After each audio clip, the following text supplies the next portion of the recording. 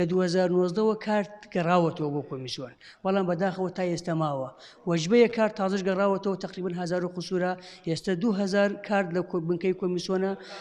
خەڵ ناگەڕێتەوە بۆ کارتەکەی وەرگێتەوە بۆ ئەوەی زمانێت بێ کارتەکەی لە ماڵ ئەو مافەکایەتی مافی خۆیەتی مافی لایەنە سیاسیەکانیە مافی حکوومەت نیە مافی دەنگدەر خۆیەتی کە کارتەکەی لای خۆی بێ بۆ ئەو ڕۆژەی کە دەنگی پێ بدات داواکاری لە هاوڵاتیان سەردانی بنکەی کۆمیسیۆن بکەن بۆ وەرگرتنەوەی کارتەکانیان لەبەرەوە وەجبەی تریشی ئەگەڕێتەوە دوجار ئەمانە هەمووی لە کۆمیسیۆن ئەمێنێ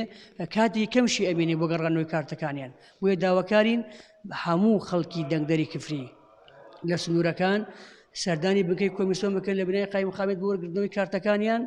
ئەگەر نێن مافی دەنگدانیان نامێنێت لەبەر ئەوە حکوومەتی عێراق کردیەتی ئەمرێک بەسەر ئەو کارتە تازە